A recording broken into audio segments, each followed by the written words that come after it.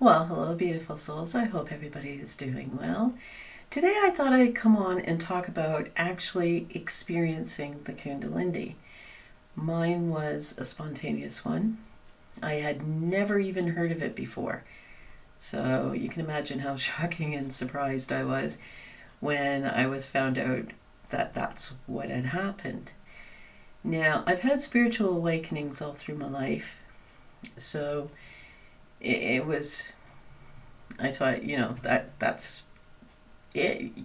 You don't go up a higher level than that. Oh, shock and surprise, you do. Now, mine was brought on just after this whole COVID thing happened, and that they announced the first rounds of vaccines were coming out. So there was exponential amount of stress, like everybody had. And then on top of it, my in-laws, one's dying of cancer, and one had actually suffered some side effects from the AZ. Yes, you guessed it. Blood clots, heart palpitations. It was just, it was very stressful. And to be working from home and to be encouraged, um, I'm trying to be diplomatic about it, but to be encouraged to have the job when everything in my body is saying, don't do it, it's wrong, they're not answering your questions, there's something going on here, question it more, it's experimental, you know. So, not to get on that topic right yet, but I had all that on top of it, and I also have my child, a grown woman in a family of her own in Canada, grandkids, and then there was another one on the way.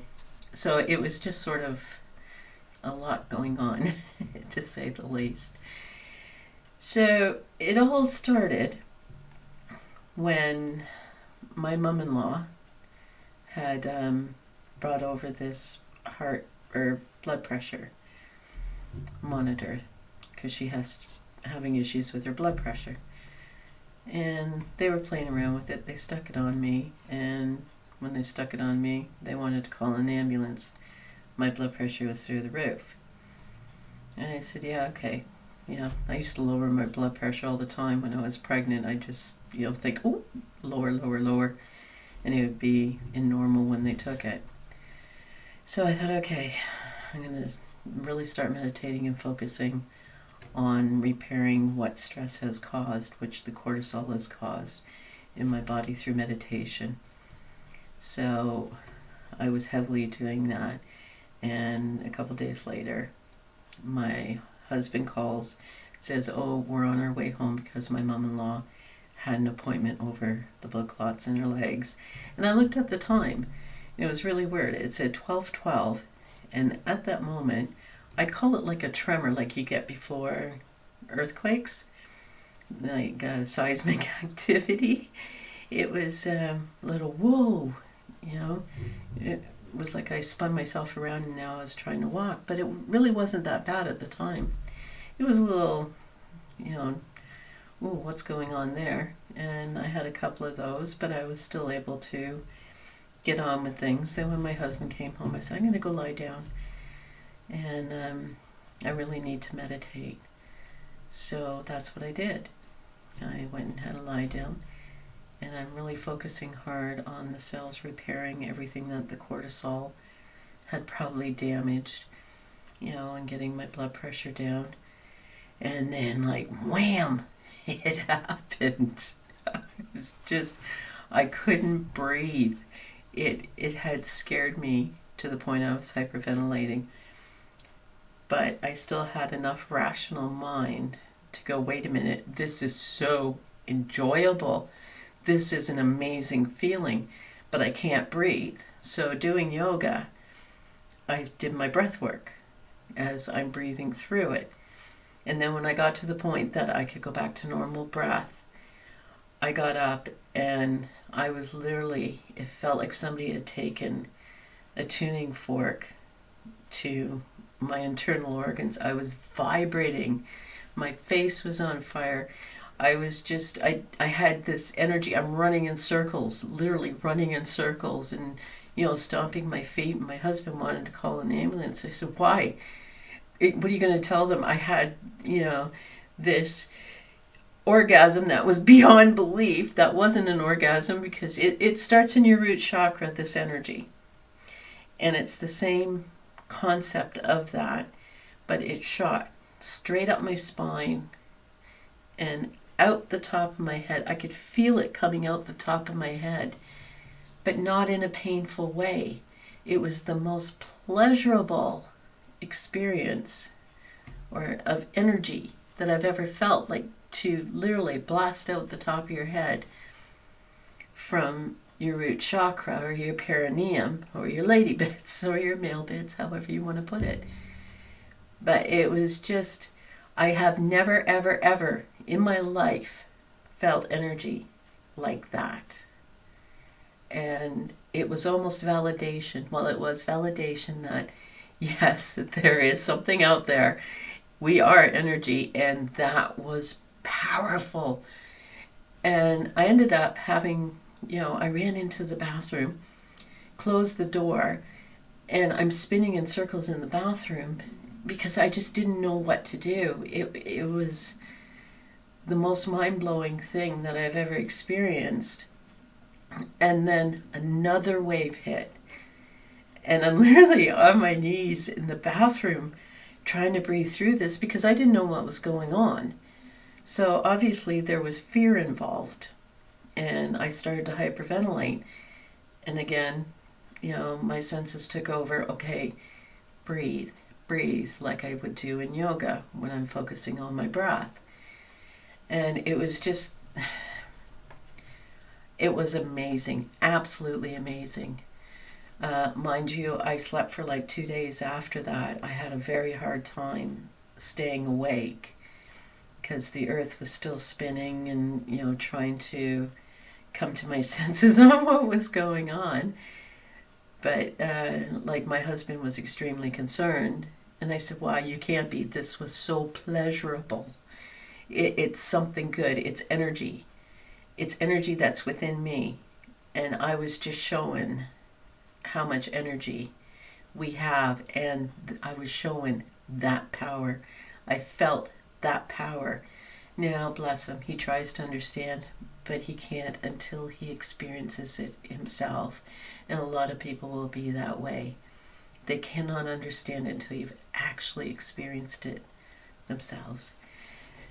So now over time, the more I think about it, the more I can sort of connect dots of pre-Kundalini that maybe was building up to it and the reasons for it.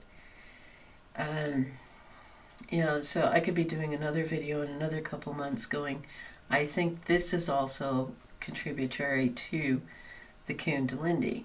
Now, prior to that, I've always been a spiritual being, and I've always tried to hide it. Only within myself or close people knew my beliefs and my feelings. But then I've always tried to fit into society. And when it came to, this pushing the vaccines and things like that, I had to stand my ground because if I was to take it, I would not survive it. That's how adamant I was that there was something wrong with this, and all the added stress on top of it. But having taken yoga and the breathing and the positions, I was advised on a book from Wisdom Warrior, who's on here. And when I started reading it, I'm like, this is what I do in the yoga I take, and a lot of it's breath work and pushing the energy up your spine and all this sort of stuff. So it was a preparation, I guess you would say, to have it. Now, after having the Kundalini, when I was able to get up and sort of be a bit normal and keep my eyes open for longer than 10 minutes without falling over, My husband, again, blood pressure, it was normal. It was normal range. So was my high blood pressure at that time the catalyst also for the Kundalini? So it also makes me wonder how many people are suppressing their Kundalini because they have high blood pressure. Now, I'm not saying high blood pressure is not real. There's reasons out there for it, all this sort of stuff. It's up to you to take responsibility and do what you need to do. But I'm just wondering if some of that is actually people gearing up for the Kundalini. So since that time, a lot has changed. I've really threw myself into investigating this and trying to find out what it, how to embrace it, how to work with what they call psychosis. I don't like that word because it's just the Kundalini's way of saying, giving you a poke, saying you need to sort of look at this and get this sorted out.